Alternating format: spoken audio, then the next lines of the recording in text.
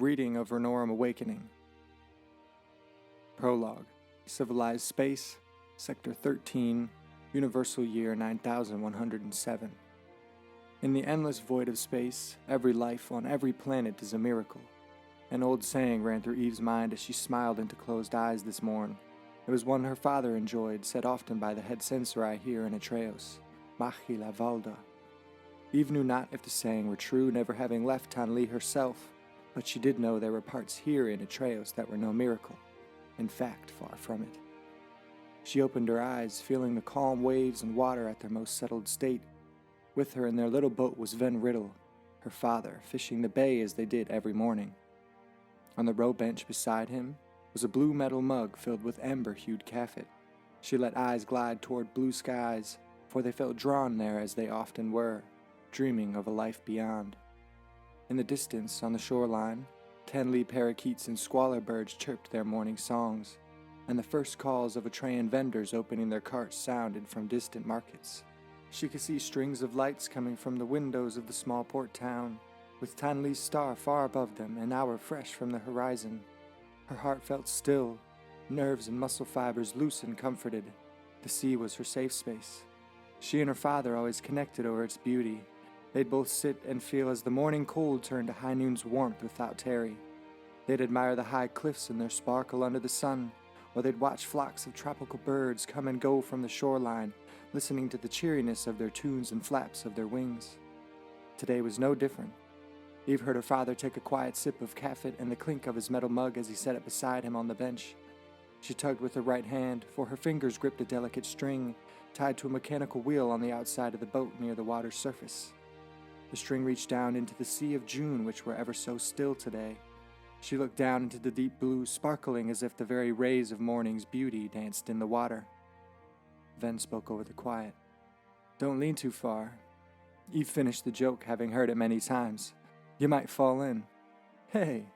He laughed and he gave her a gentle nudge with his boot, his sea-worn skin shining bright. Already he was burning, though light had only been a short while. Eve thanked On often, for she had her mother's complexion. In all her time on the sea, she never came home stung by the sun like her father. Her mother scolded them often for not using the tarp they could pull over her head to protect them, but father insisted they not use it. Rather, he always told Eve, "If today's my last day, I want nothing more than to spend the morning out here with you, under the sun and on the water." The boat jerked suddenly, and Eve looked to see her father reeling with the fury. She pulled down on her own string, beginning its mechanism of pulling in. Swiftly it was brought in full, the wheel's mechanism turned and turned, then clicked to a finish as it slapped against the side of the boat. Eve was grabbing their homemade fishing net. It was light in the hands, yet strong in frame. Her and her father said little then but the occasional glance. Their eyes said all they needed know. A lifetime of fishing as father and daughter had left them able to sense the other. Eve knew well her father would lean back hard and deep when he felt the fish was right near the surface, and there it was.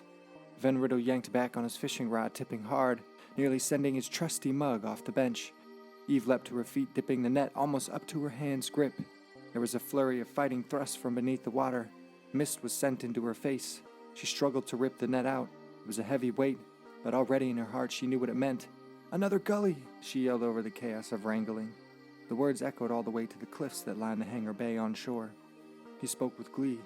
"You think so?" "Oh, yeah. I'd not forget the weight of one of these bad boys," Eve answered as finally she lifted the net up and into the boat with the heaping metal thud. A great glob of red-pink fish laid before them. It had a thick and round body, and its tail flapped a metal drumming on the bottom of the boat. Stories say that gullyfish could swim up to 20 knots when in danger or hunting prey. Her father knelt atop it swiftly, pulling the knife out from behind the sheath at his waist. The metal drumming turned ever more frantic. Leaning o'er the fish, her father whispered an old phrase she'd heard thousands of times. "I thank you, Erin, Mother of Nature, for this gift, and I promise you, good gully, your gift shall not be wasted." Eve finished mouthing the words alongside him as he slid the knife down the top of its soft head. She closed her eyes, not able to find it in herself to watch it go. The flapping soon stopped, and Eve opened her eyes once more. Her father rose to his seat and placed the gully in a small water bucket on far side the boat. "All right. Still got your lure?" "Yeah." Alright, that was my first 5-minute compilation of Rynorum, the first 5 minutes. I'm going to keep dropping longer parts like this where I condense like the short videos. My hope is eventually to drop the later parts of the book behind a paywall on Patreon, but for now I'm going to put the book out for free just on all platforms so I can gather some interest. So stick around if you're interested. This is the first part 5, and there'll be a first 5-minute video, then there'll be a 10-minute video, and then the full chapter, and I'm going to keep rolling them out like that. But yeah, stick around.